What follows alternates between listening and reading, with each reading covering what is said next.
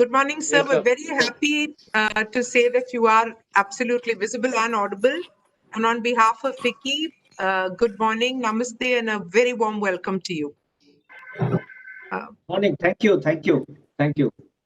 Dilip, do you formally speak? Good morning, Governor. Thank you for joining us this morning. We have our National Council Executive Committee members joining us today. I just want to share with you one very small statistics. This is the largest ever attendance that we've ever had at an NECM meeting at 267.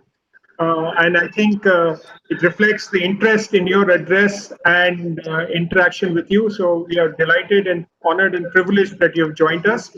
May I invite President Dr. Sangeeta Reddy to please deliver her opening statement. Dr. Reddy.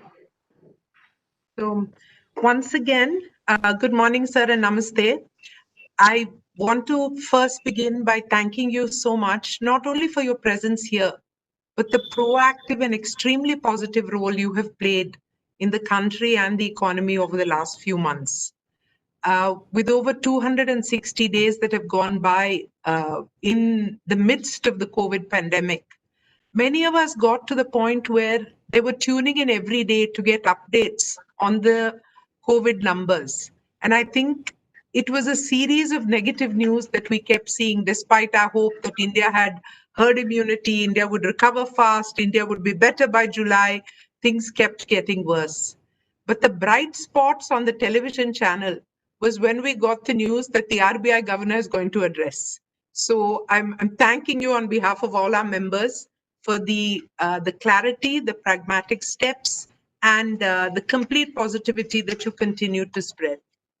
It's a great pleasure to have you with us in the midst of these really challenging times. And you have played this key role in transforming policy making at the central bank through your unconventional tools. You've managed the liquidity and also facilitated the revival of businesses during the COVID period. As you all know, the combination of the COVID, the tensions caused by our neighbors in the East, and the contraction of our GDP numbers is leading up to what one wise person called a perfect storm. And it's important for us to avert this crisis.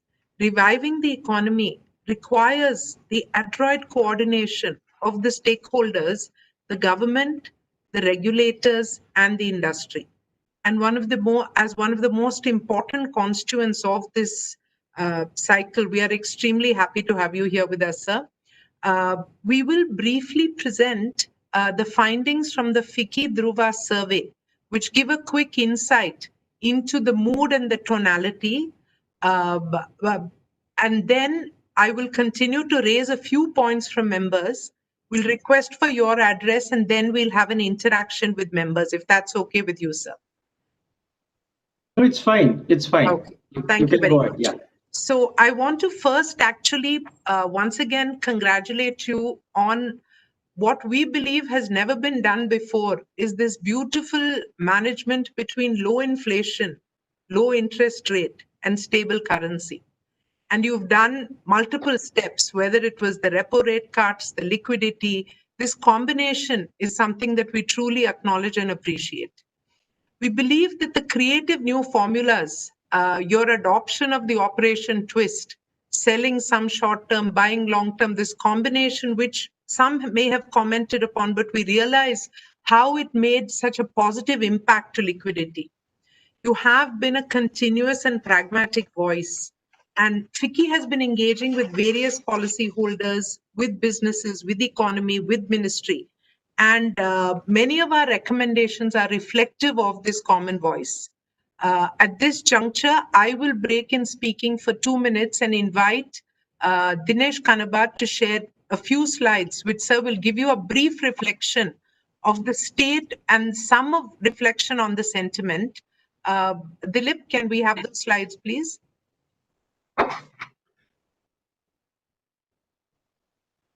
And while it's coming up, sir, let me just say that as per this survey, the biggest challenge reported by a majority of companies participating in the survey is really the dip in sales corresponding to last year. And I think your survey also showed the significant depression in consumer sentiment. Over to you.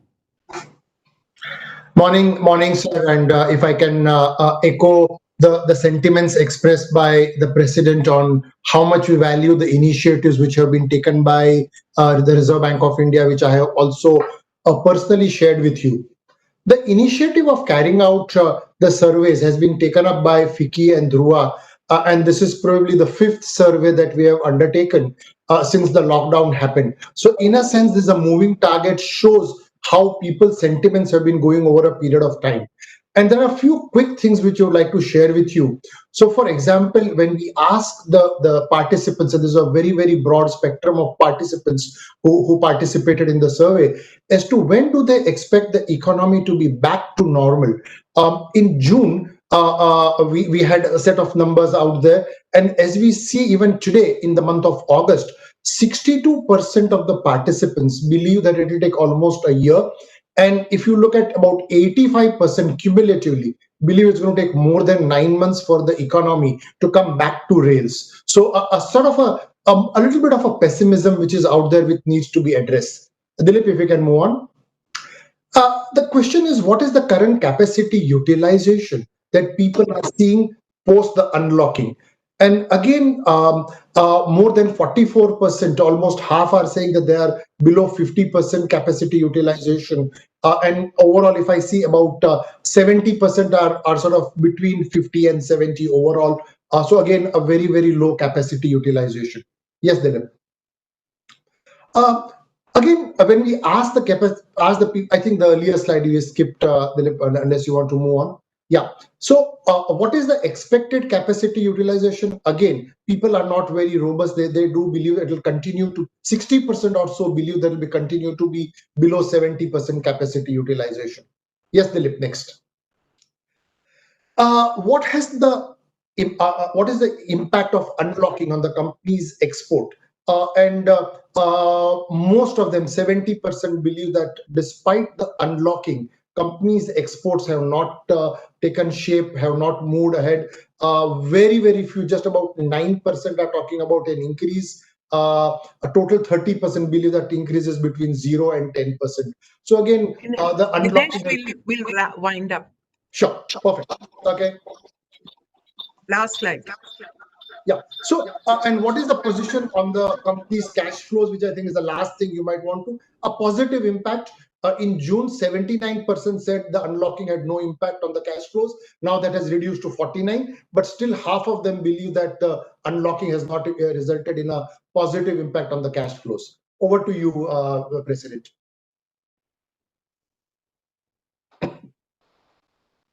So, sir, very quickly continuing, as Dinesh had said, while the unlocking helped to restart businesses, the damage which was caused by COVID-19 was colossal. And I think now we are seeing that there is beginning to be a realization that things will not come back to normal in the next 2 to 3 months. And with the movement of the announcement on the vaccines, it was supposedly November, it's moved to December, and now we're hearing February, and potentially it will not be before June, July that a significant number of people will have been able to take the vaccine or the 2 doses of the vaccine. So many of our comments and requests, which we will state a few of them now, and many of them are, and the interaction after you speak, are based on this input. But the biggest thing that we feel, sir, that it is important for us to do whatever we can to revive the economy. First was, of course, to survive the medical crisis, to survive bankruptcy, to survive and bring liquidity in. And you have played a tremendous role in that scenario. Now is an important period of being able to revive this economy. And for that, this aspect of finding ways for the liquidity flow, because on one hand, and we're tracking this very closely, sir, the moves by the RBI as well as by the ministry, the ECLGS scheme, the fact that 1.3 lakh crores has moved, that there have been sanctions of higher, but there are increasing number of people who say that they are not covered by this scheme. And this, I think, has been one of the largest voices or representations that can we include cooperative banks, the cry of the NBFC banks. All these are beginning to create a sense of despondency in multiple sectors of people who have not been covered. Moving on, sir, I think that we are very thankful to you for the committee set up, the Kamath committee, and all the aspects on the one-time restructuring. We believe and we have a few recommendations in terms of reviewing of the eligibility criteria as well as the timelines laid out under the scheme, because we believe and have specific examples of several deserving accounts who are in dire need of support, who may not qualify, and who will miss out on this window of opportunity. We have given one submission. We will also share an additional updated detailed submission with you.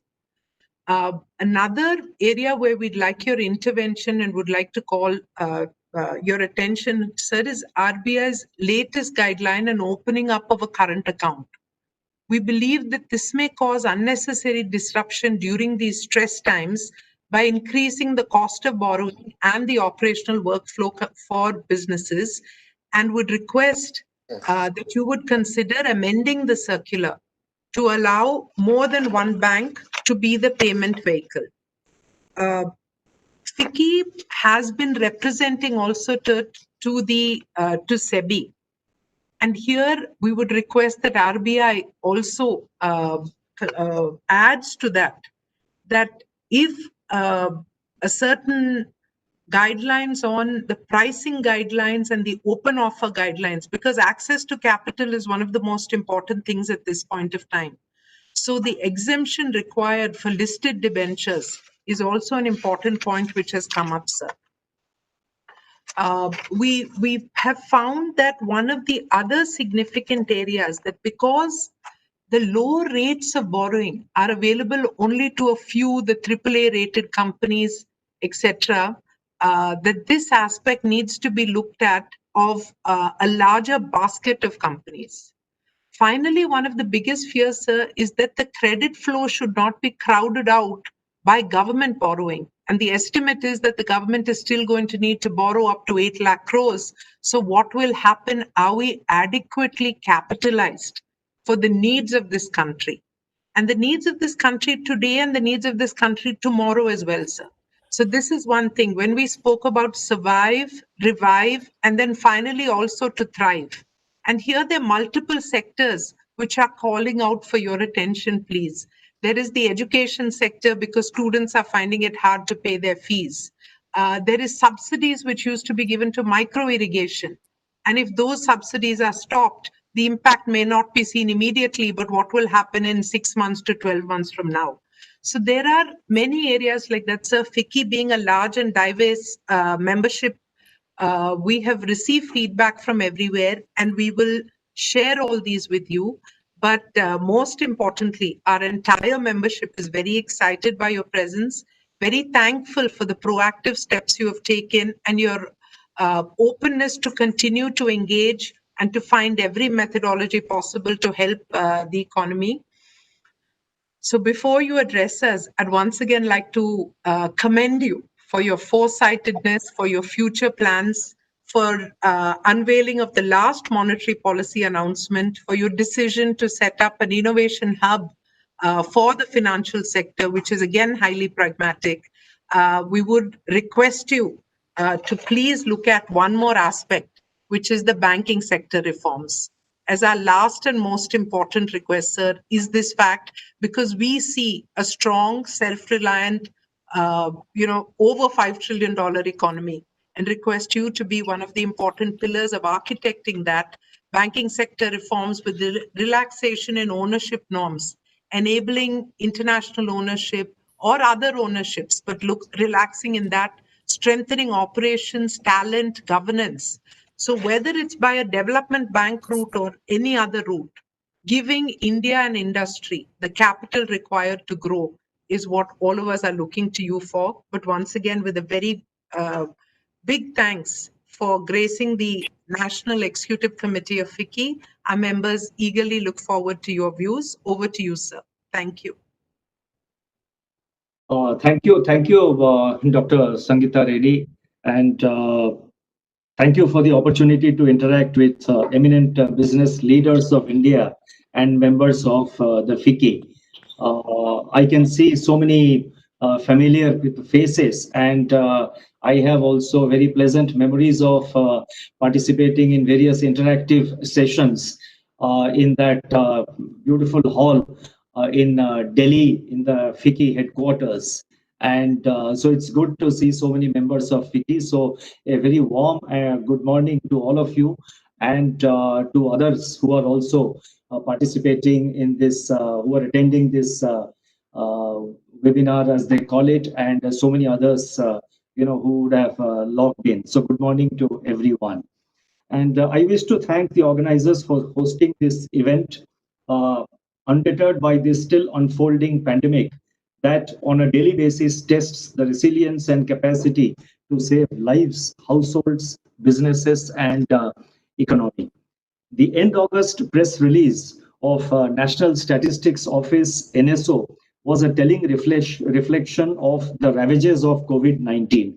Nevertheless, high-frequency indicators of agricultural activity, the Purchasing Managers Index, that is PMI for manufacturing, and certain private estimates for unemployment point to some stabilization of economic activity in the second quarter of the current year.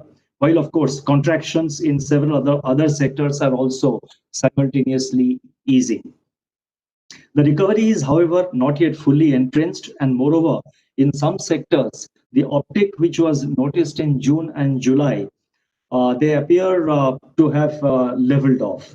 By all indications, the recovery is likely to be gradual as efforts towards reopening of the economy are confronted with rising infections.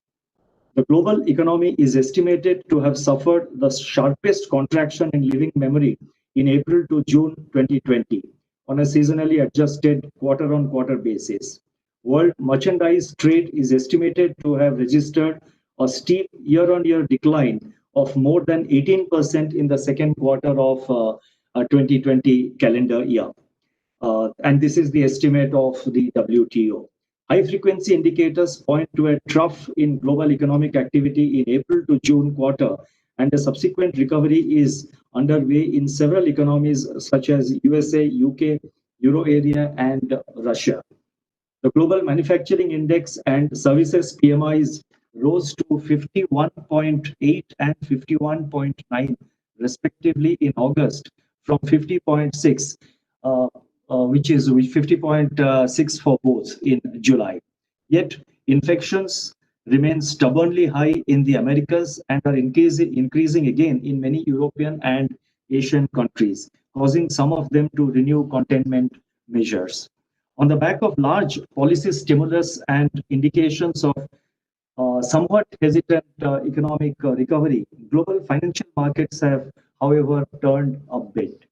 Equity markets in both advanced and emerging market economies have bounced back, scaling new peaks after COVID crash in February and March.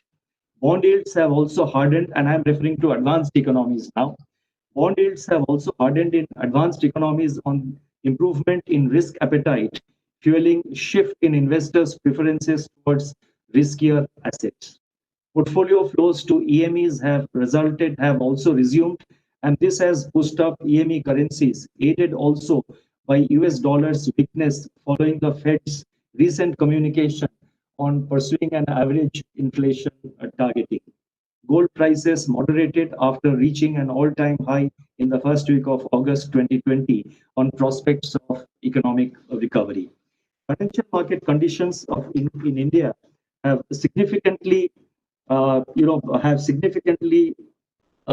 eased across segments in response to front-loaded cut in policy repo rate by the RBI and the large system-wide as well as targeted infusion of liquidity, which you have referred to in your opening remarks. Now, despite substantial increase in the borrowing program of the government, and I'm now sort of, you can see that I had anticipated some of the points which you had made. So I just try to touch upon it as a part of my opening remarks. So, despite substantial increase in the borrowing program of the government, you can see that the persistently large surplus liquidity conditions, which the Reserve Bank has ensured, has facilitated non-disruptive mobilization of resources at the lowest borrowing costs in a decade. In fact, I was looking at the GSEC rates, and the current GSEC borrowing rates are perhaps the lowest in the last 10 years. And this is mainly because of the kind of liquidity which we have provided to the market. In August 2020, the yield on 10-year GSEC benchmark surged by 35 basis points amidst concerns over inflation and further increase in supply of government papers. Following RBI's announcement of special open market operations, which you referred to as Operation Twist, and other measures to restore orderly functioning of the GSEC market, bond yields have softened and traded in a narrow range in September. Although bank credit growth remains muted, scheduled commercial banks' investments in commercial paper, bonds, debentures, and shares of corporate bodies in the year so far, that is up to August, from April to August, they have increased by, please note the numbers, current year, the bank investment in all these debentures, commercial papers, etc., in the current year up to August 28th, they have increased by 5,615 crores, as against a decline of about 32,000 crore during the same period last year. Moreover, the benign financing conditions and the substantial narrowing of spreads have spurred a record issuance of corporate bonds of close to rupees 3,20,000 crores during 2021 up to August. And here I would like to refer, there was a mention, you made a mention about that liquidity is not available to FICCIs and Nbfcs. May I sort of submit for your consideration that the liquidity line which we opened for all India financial institutions like NABARD, the SIDBI, and the National Housing Bank, now that has actually flowed to cooperative banks. It has flowed to mutual fund. It has moved to microfinance institutions, and some of it has also flowed to small Nbfcs. So therefore, we have not, we have taken care of that particular segment of MFIs, smaller size Nbfcs, and the cooperative banks. In fact, NABARD, even in the last announcement in August, we announced another 10,000 crore for NABARD.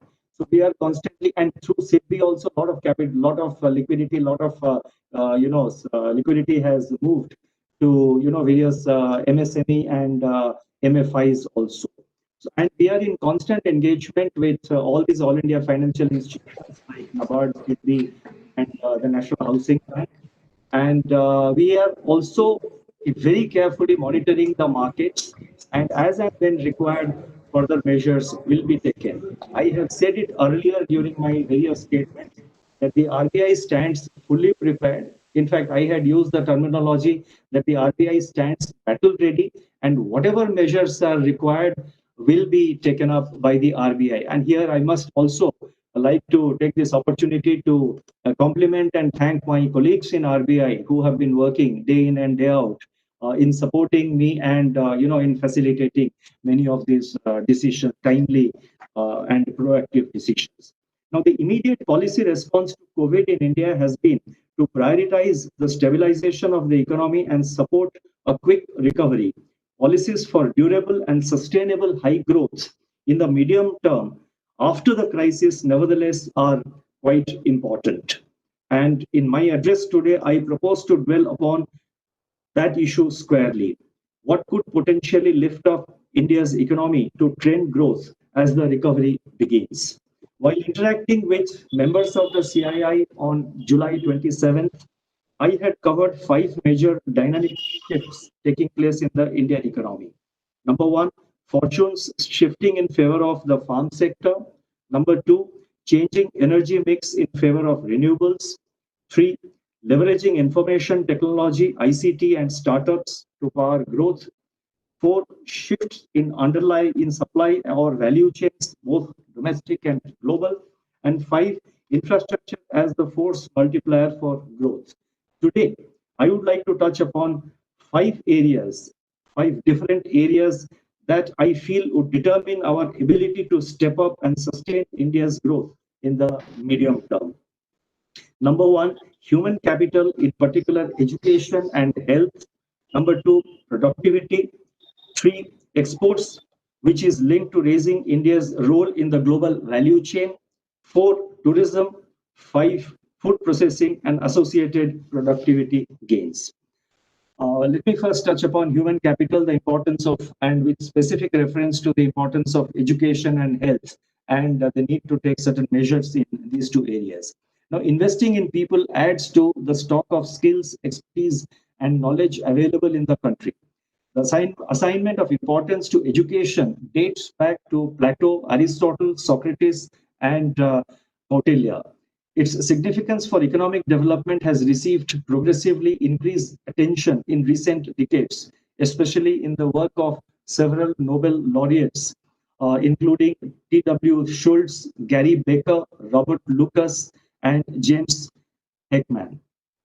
There has come about an explicit recognition of education as human capital in endogenous growth theory, backed up by cross-country empirical evidence. In India, states with higher literacy rates are found to have higher per capita income, lesser infant mortality, better health conditions, and also lower poverty. Education and skill development, however, contribute less than half a percentage point to our overall labor productivity growth. In order to reap the demographic dividend, we have to raise expenditure on education and acquisition of skills substantially. It is important to recognize that investment in education pays by raising average wages. In Global Education Monitoring Report of 2012, the UNESCO highlighted that every $1, that is every $1 spent on education generates additional income of about $15. A World Bank report of 2014 showed that an additional year of schooling increases earnings by 10% a year. Higher education contributes to economic development through greater sensitivity to environment and climate change, energy use, civic participation, and healthy lifestyle. The new education policy, a historic and much needed new age reform, has the potential to leverage India's favorable demographics by prioritizing human capital. The goal to increase public investment in education sector to 6% of GDP must be pursued rigorously. And here, I think there is an important role for a public-private partnership also, which I would believe and which I would like to sincerely believe, and which has been proved through empirical evidence, that education facilities created through public-private partnerships can, sort of generate quality education, can impart quality education at affordable costs while maintaining the financial viability of private investment. Indian banks and financial system would need to respond proactively to opportunities arising from the new education policy for new financing. Besides improving access to education, focus on quality of education is also very important. And, I have prepared a text of my speech. I'm not reading out the entire speech. It will be uploaded in the RBI website immediately after this session is over. So anyone interested can please have a look at the speech which will be uploaded, but I will just touch upon some of the points and then conclude and leave sufficient time for discussion. Health, similarly, is another vital component of human capital, and good health increases life expectancy and productive working years. In high-income countries, the per capita health expenditure is naturally very high compared to countries like emerging economies like India. I have the figures here. I'm just skipping that. Now, COVID has brought to the fore the importance of easy access to health services to contain mortality rate, given significant interstate and intrastate differences in health care infrastructure. And while laudable crisis time response to scale up health infrastructure has helped in dealing with the health emergency, I'm referring to India, a more comprehensive approach similar to the new education policy for health sector may also be warranted, which must also cover deeper penetration of insurance and also preventive care.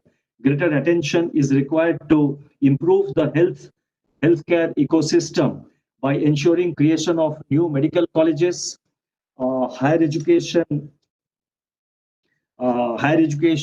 research institutes in the area of medical science, higher number of postgraduate seats, and setting up new colleges for paramedics and nursing.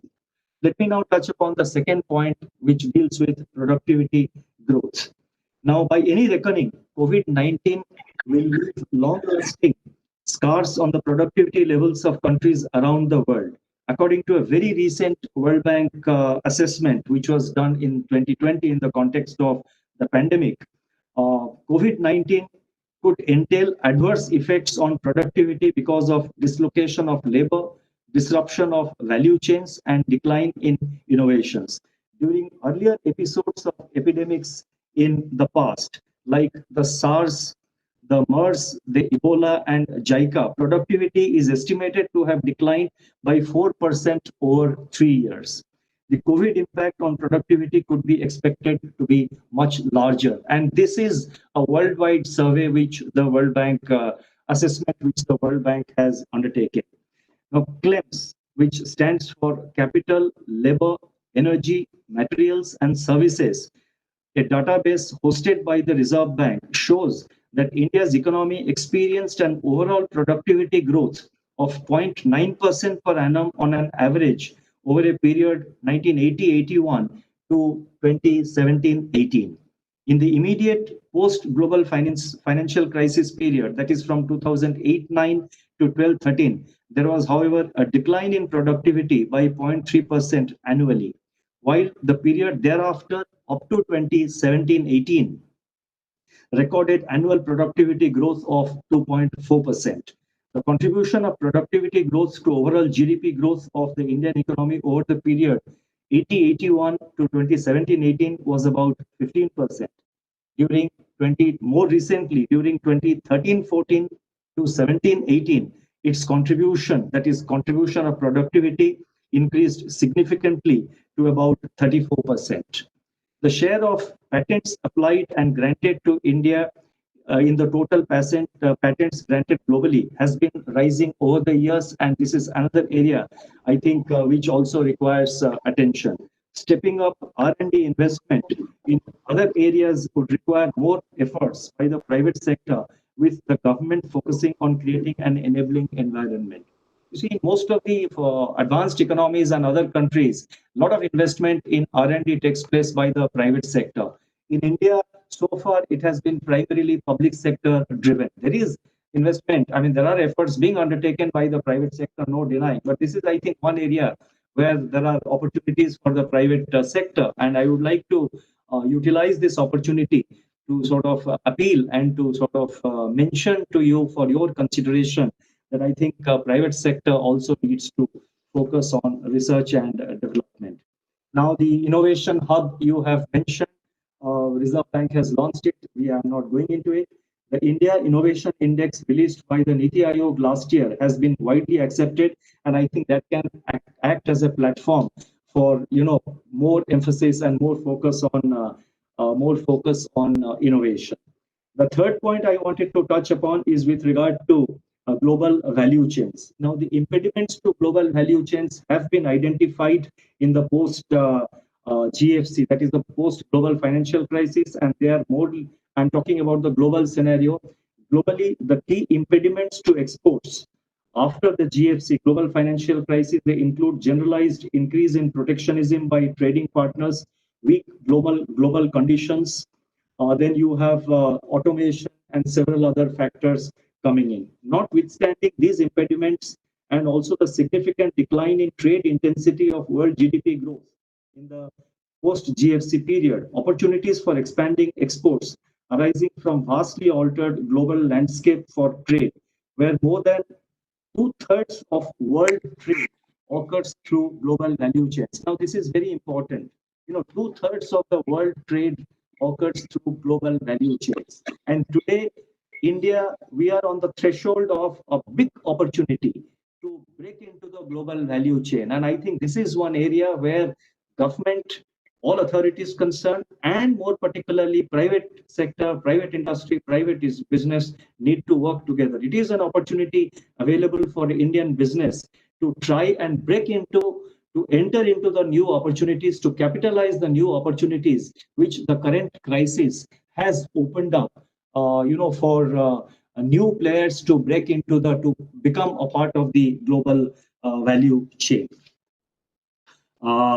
India's participation in the global value chain is quite low and it can be improved. I'm not going into that any further.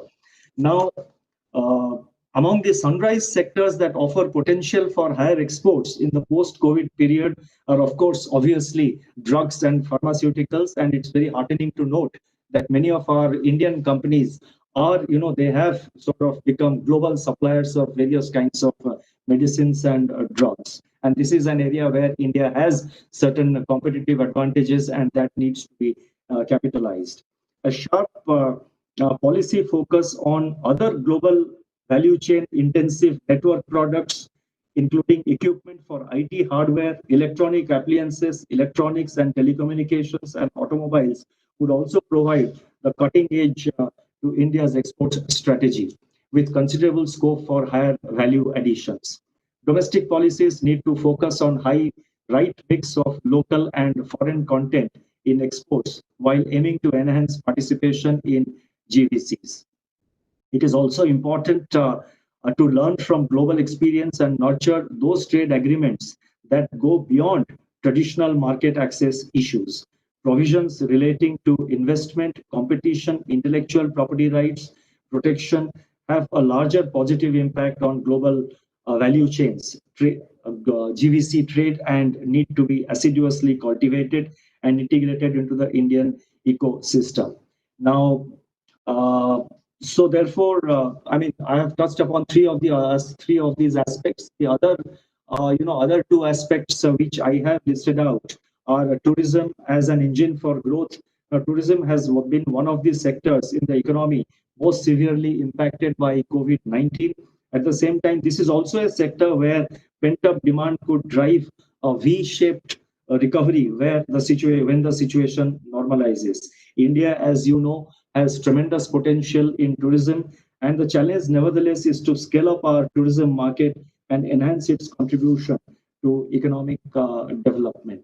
The employment elasticity of tourism sector is very high, and it needs to be capitalized. I'm happy to note that a multi-pronged approach, a policy approach, has been taken up by the government, and this is one area where again the private sector has an important role.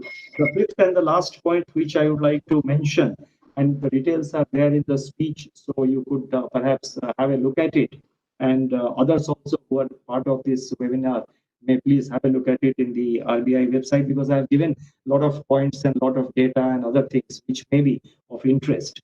Now, food processing for surplus management is also very, very important. And this is, so far as India is concerned, this is in fact a sunrise industry. Globally, its importance in consumer basket has increased over time, led by rising per capita incomes, urbanization, and change in consumer perceptions regarding quality and safety. Despite being one of the largest producers of several agricultural commodities in the world, India ranks fairly low in the global food processing value chain. There is therefore a need to move up in the value chain. And India can certainly move up in the global agricultural value chain by increasing its share of processed food exports, for which quality standards will be critical factor. This is again an area which I would like to submit for your consideration and consideration of your members and others that this is one area where I think Indian business and private sector can focus on and should make an effort to again make their presence felt in the global value chain.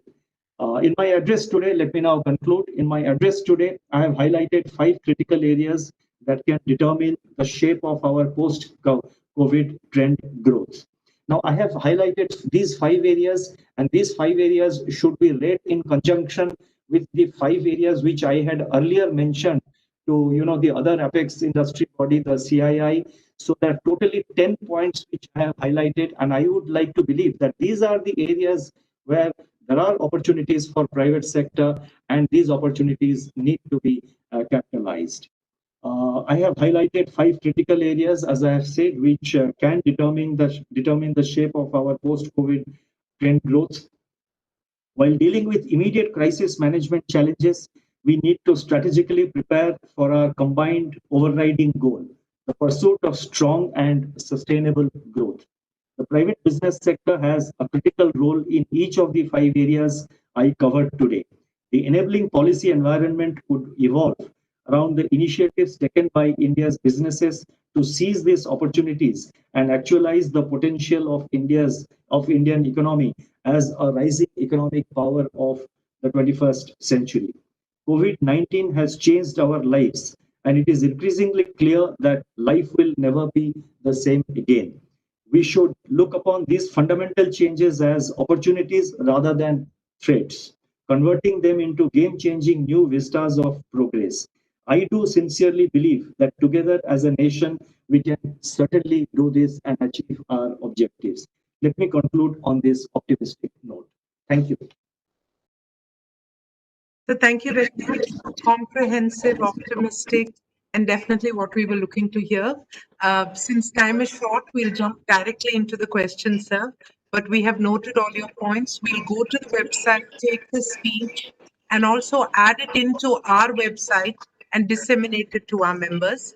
So may I make the first comment that I appreciate the inclusion of health into one of your focus and priority areas, being from that sector myself, and request for an inclusion into the guidelines. The Kamath committee did not specifically call out health, would request for that special focus on that one, especially because small nursing homes, etc., have had significant problems. With this, sir, I'll jump directly into questions. We're joined by many members of many of our past presidents, many seniors, chairs of many sectors. I'd like to call upon first Mr. Sudhir Jalan. Sudhir ji. For giving me this opportunity. Governor Das, I would like to join our President.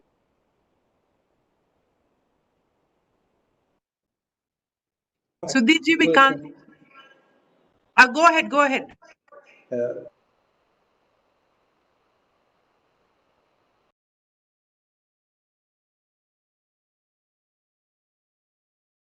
Way it could be done, and your idea of come what may, that is a very reassuring thing. You have touched upon one about global value chain and food processing. I'm combining them because I myself represent a large sector of that industry. So the food processing has a multiplier effect on both employment and value chain. Unfortunately, one side you are giving incentive, but on the other side, the Commerce Ministry is withdrawing all the incentives which are being given to the food sector. The MEIS scheme which is being given for the agriculture sector has been reduced, and it has been said it will be removed from December. It will be a major setback to the food processing sector. I'd request you to take it up with the Commerce Ministry. The second point I'd like to raise is, sir, on infrastructure sector. Today, even in private sector, we see companies which have had a plan of investing.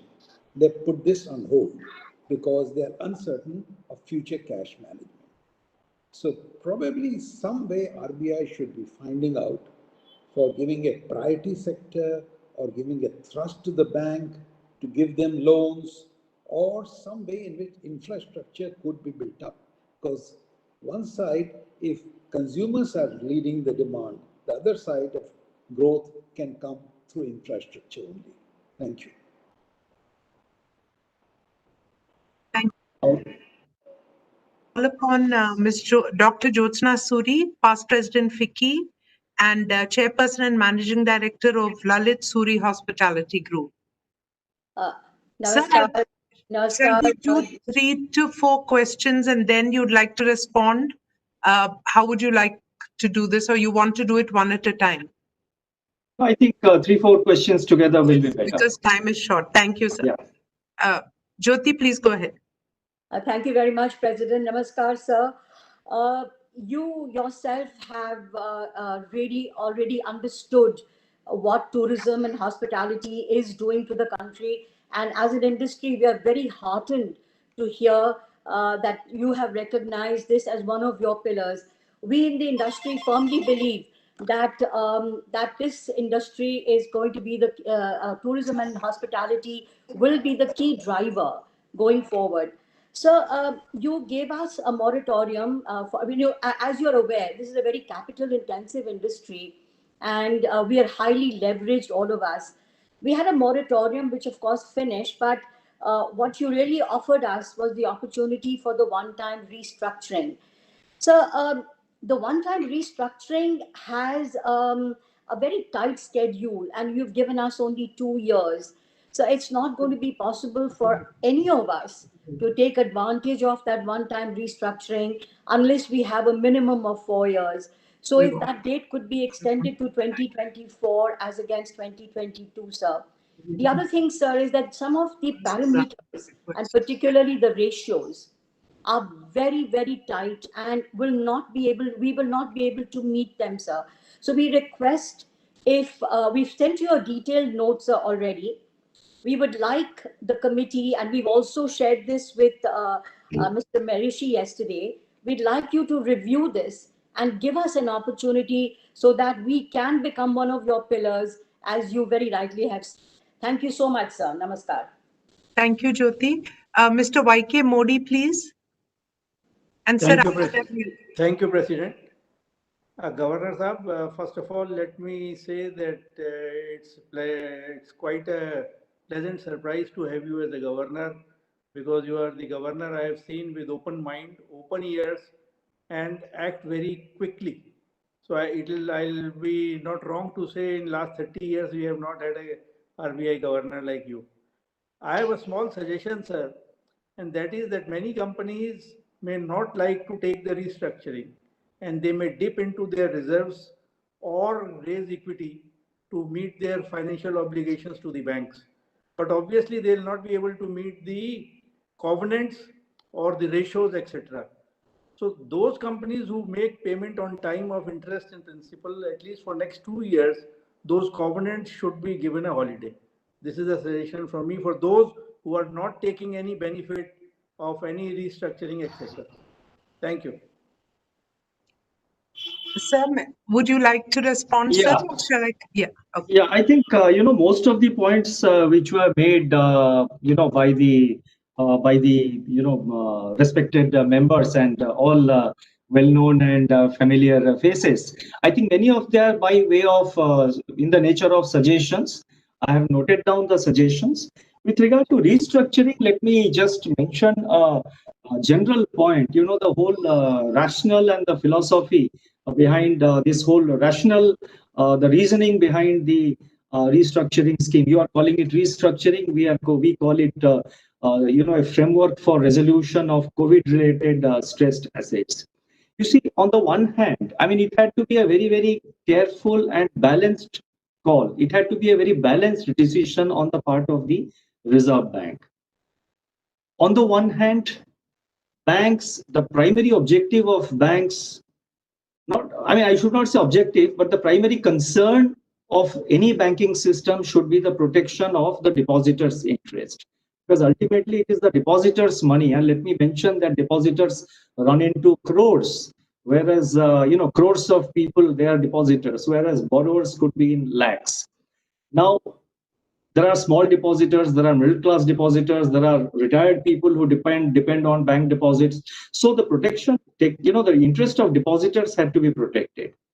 Also, the aspect of financial stability of the banking sector needs to be also kept in mind, because banking has an important role to spur economic development in an emerging market economy like India. Going forward, the banks have a major role, and in the context of COVID also, the banks are in the forefront of providing credit. So on the one hand, we have to keep in mind the requirement of the deposit, the interest of the depositors, protection of depositors' interests, the need to maintain financial stability, the stability of the banking sector. We don't want a repeat of the situation which India experienced few years ago, 4 or 5 years ago, where the NPA levels of banks had gone up very steeply. On the other hand, we are also equally mindful of the fact that COVID has substantially affected, adversely impacted, negatively impacted large number of businesses, and particularly businesses which have availed loans from the banks. So therefore, they also needed some relief. Naturally, businesses which are otherwise viable, but because of temporary disruption in activity, they have genuine cash flow problems. So the focus is to assist, to enable such of the businesses which are otherwise viable, but which are facing problem in terms of cash flow drying up.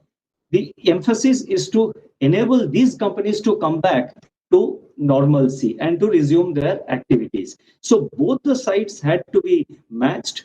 And in fact, the revival of business, on the other hand, also what I just mentioned, revival of such businesses will also ensure that the NPA levels are kept low. It will also ensure a quicker economic recovery. So we have to take a very balanced call. And I'm happy to, you are all aware that we appointed a committee of eminent persons with knowledge in the field of banking and public policy making, led by, Mr. K.V. Kamath, and the other members are equally eminent people in the field of banking and other areas and in the financial world.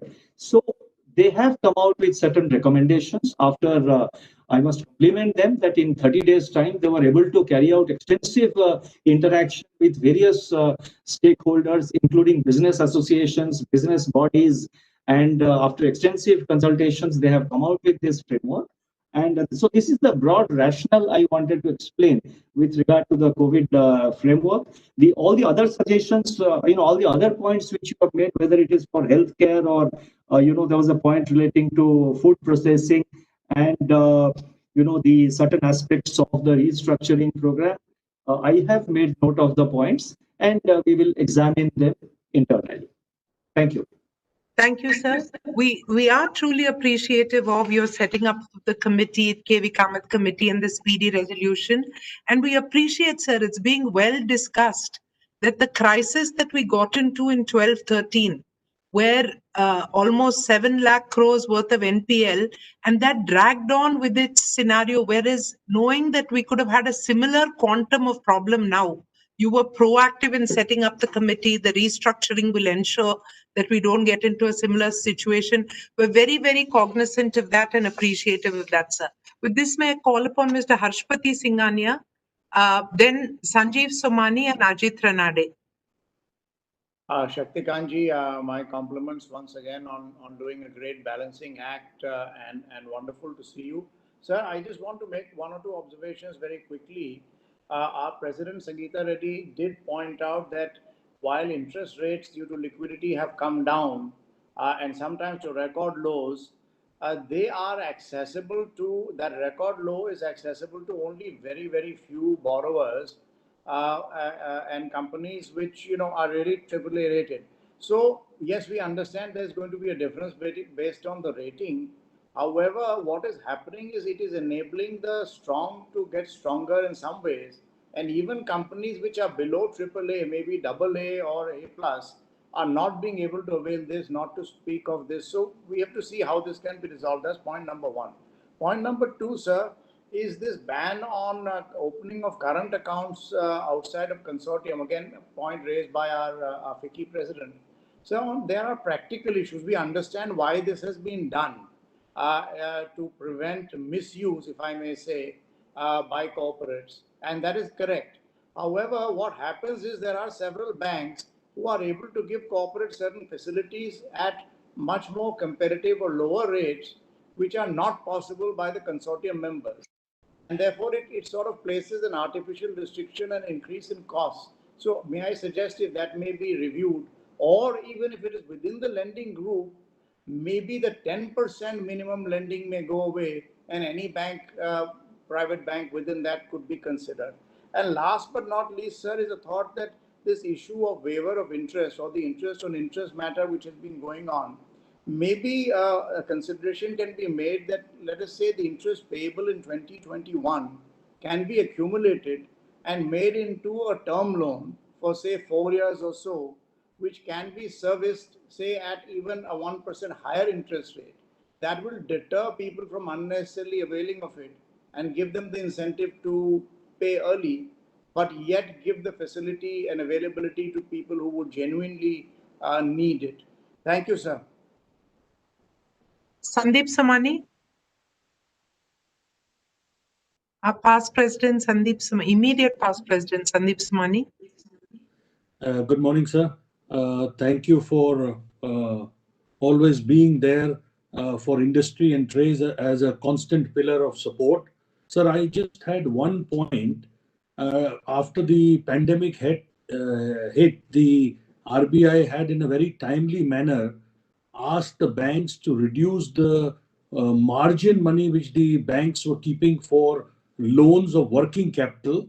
Normally, this used to be 25% of the working capital disbursed, and most banks have now reduced it to 10%, sir. This was a great help in these difficult times. And now, sir, as per the RBI circular, this policy expired on 31st August, and the banks have to normalize the margin back to 25% by 31st March of 2021. My request, sir, is that business is not usual in any manner currently.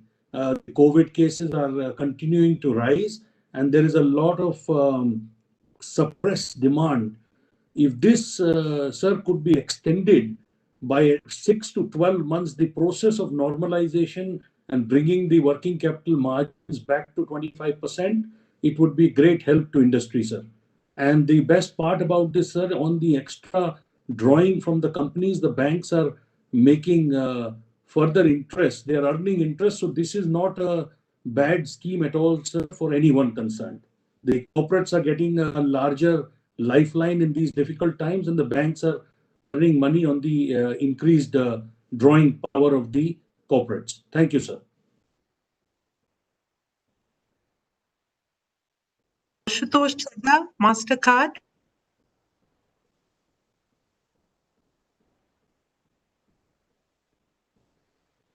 Good Ashutosh here from MasterCard. So, Governor, sir, thank you very much for the time that you spent with us. And obviously, I second all the comments provided previously in terms of the support that the RBI has given to the economy. Sir, just one small piece. The RBI has been with a lot of interventions to more digital transactions and payments. And we've seen one thing which is actually zoomed and increased immensely over the last 4 to 5 months, which is digital payments using online transactions as well as contactless payments.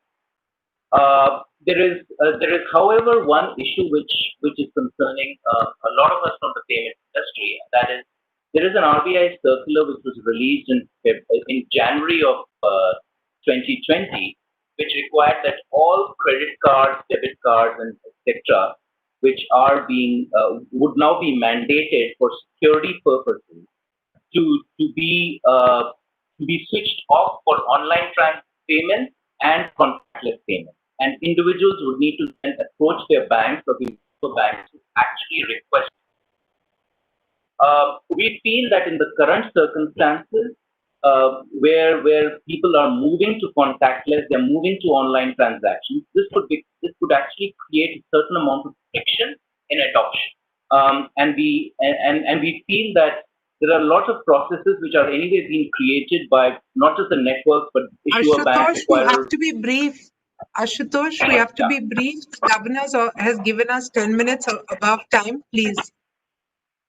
So our request is if we could relook, and the deadline for this thing from 30th September, our request as the payment industry entirely is to relook at this and possibly extend the implementation of this framework till at least next year, so that we can actually see a further increase in stabilization of online payments and contactless payments. Okay. Sir, the last question will be from Mr. R. Govindan of L&T. And then with your permission, we'll hand over to you, and then our Senior Vice President will give a formal vote of thanks. Can I come in, please? It's a very important point I want to make to the Governor. I'm George Muthoot. Just one. Mr. Muthoot, one line, please, and then Mr. Govindan is the last question. Respected Governor, Reserve Bank of India, I'm MG George Muthoot, Chairman of the Muthoot Group. Flagship is Muthoot Finance. We have 78 crores customers so far, and that is including the repeat customers. We are having 70% of our 5,500 branch in rural and semi-urban. And there are so many people who are benefited by our financing at this time. And we are now stuck with three things. One is branch expansion. RBI, the regional officers are not giving permission. If at all they are giving in a different fashion where we cannot open. They have to have the address before opening, but that will be very difficult for us to finalize with the landlord. Number two, the priority sector benefit was there for NBFCs. Ours is a gold loan NBFC. We are the largest in the country, and Mr. Muthoot, thank you. And please finish. Please finish. We have given 90% of the bank. It's not a level playing ground. At least everybody should be 75 as per ABM Rao's finding. So I will say only these 3 points. Thank you. Govindan here. Good morning, sir. I think I want to thank the banking system for supporting the companies so well during this period. I think I want to appreciate that. The 2 small points, sir. One is on that current account circular of RBI. I think Mr. Singhania talked about it. I think it is creating a lot of challenges in the digitization. It leads to confusion, leads to lack of competition. Maybe there is a need to redo the circular. So the intent is very good. We would like to, from FICCI side, I think we can find ways to work with you and find the better ways to implement it. This is one. Second is, sir, most of the companies work through a system of consortium of banks. There are no time limits on how well the decisions can take place in the consortium. So what we think is that maybe RBI should direct the consortium banks to either 60% by number or by value. If the decisions are taken in that framework, it should get automatically done. Otherwise, what we are realizing is that it's taking more than a year to get proposals through the consortium banks nowadays. Maybe some direction may be helpful, sir. Madam, may I highlight about green finance? Mr. Singh, I'm very sorry. The Honorable Governor has to leave. So we'll look for his response, and then our Senior Vice President will give a formal vote of thanks. We'll collate all your feedback and send it to his office. Mr. Das? Yeah, thank you. And if you have 10 more minutes, we would of course be very grateful, but we understand your schedule. No, I have, but thank you. I mean, I have another meeting to catch up now. I'm slightly delayed, but it's okay. So therefore, I think mics may be put on mute, please. I would request some of the mics are on probably. Yeah, thank you. Now, I wish I had a little more time, but I have to catch up with my next meeting. So, but I would request you, many of the points which have been made by the members, and in fact, it so happens that I think I almost, I have interacted with almost all of them. and do know, have interacted with most of them over the years. So I would request that FICCI of Secretariat to, sort of collect all these points and suggestions and send it in a consolidated manner to RBI.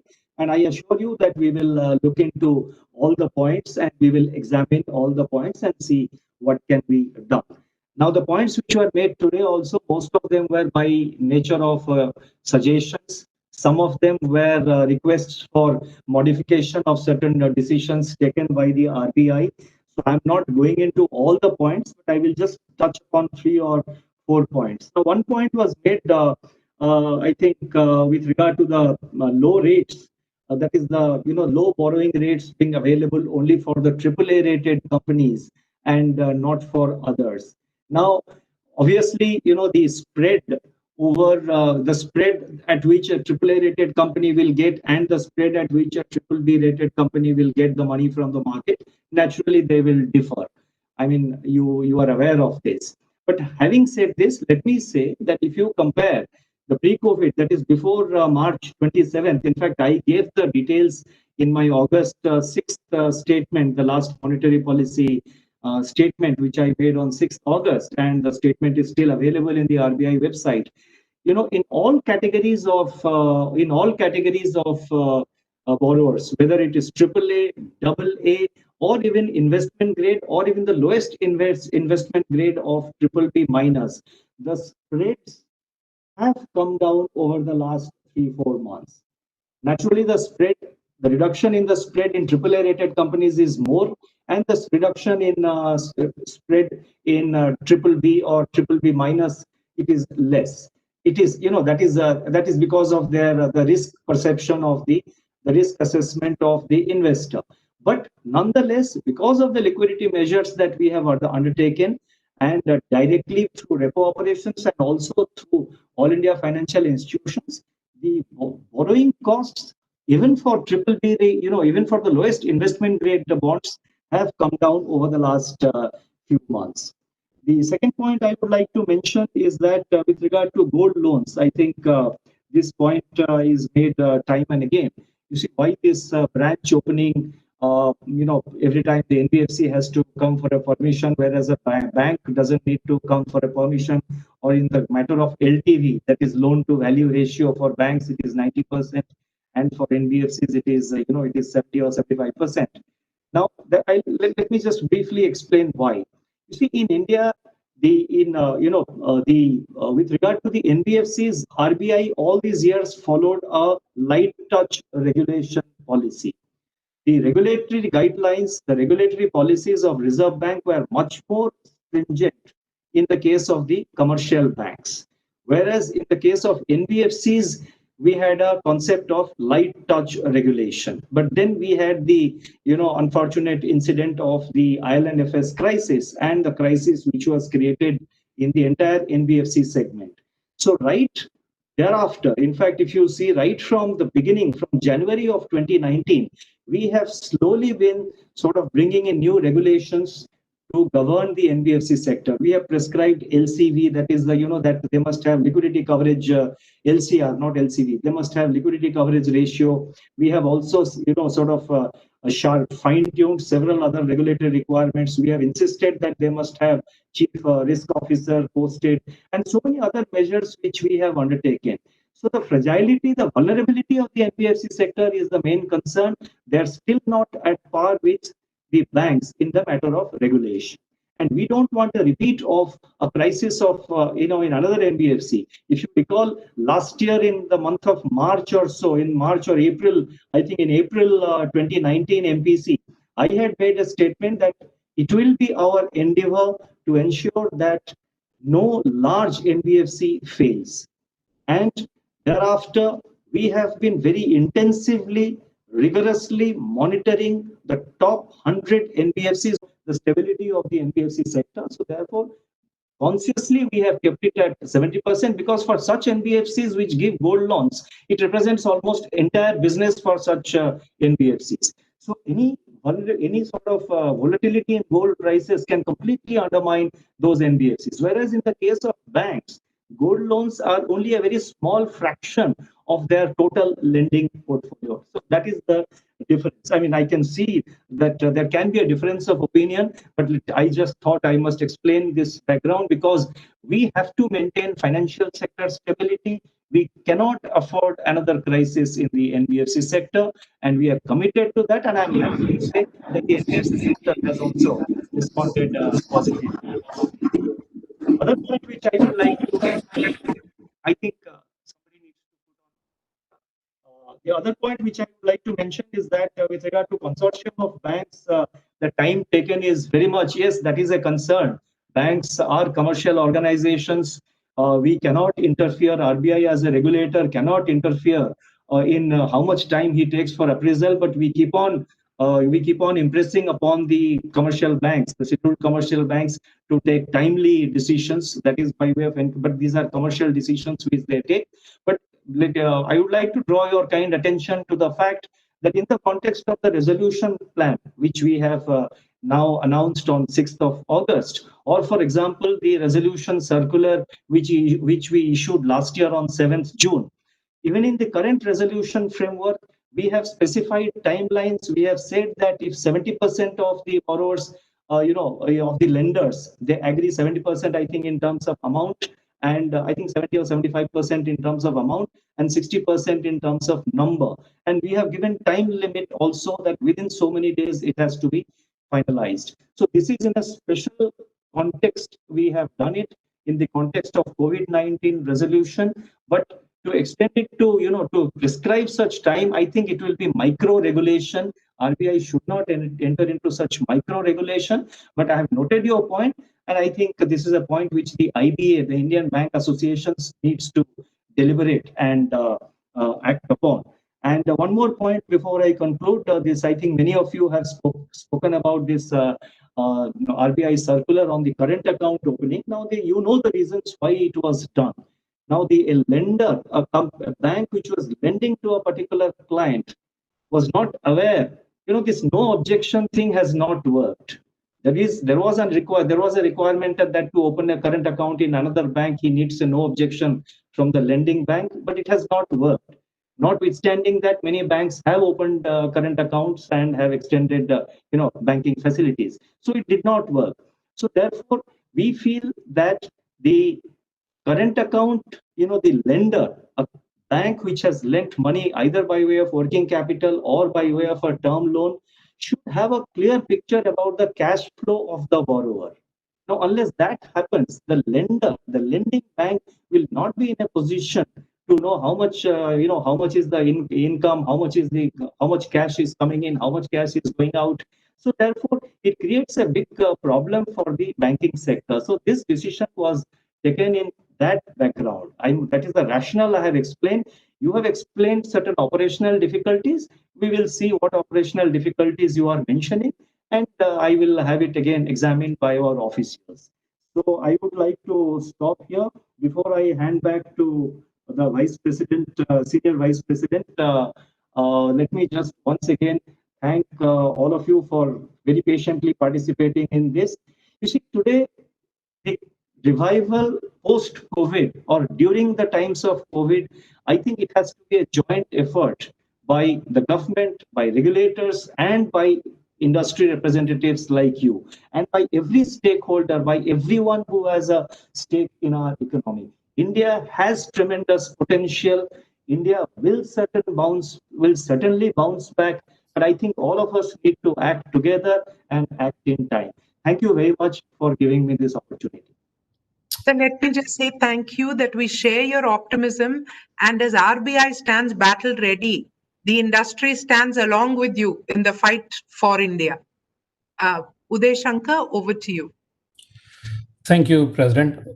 Governor, thank you very much for a very open and very candid conversation with this group. This group, as you are probably aware, the NECM of FICCI is, to my mind, the best capture of the entire physiology of Indian economy and value creation. So, sir, if you see a very diverse range of concerns and questions, it's on account of two things, because they capture the entire range of concerns that this country is going through.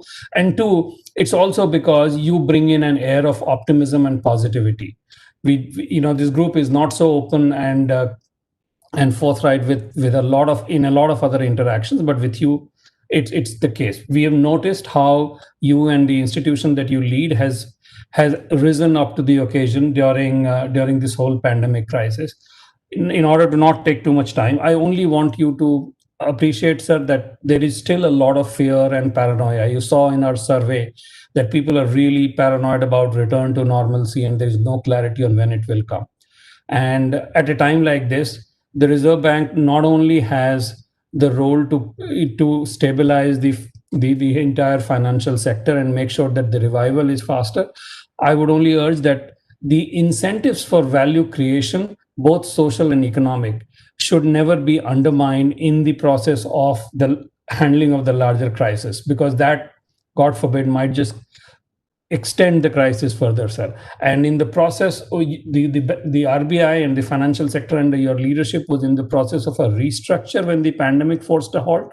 And it would be a great opportunity to continue to accelerate that whole process of restructuring, so that when we come out of the crisis, we come out faster and we come out stronger. Thank you very much for your openness, sir. Thank you.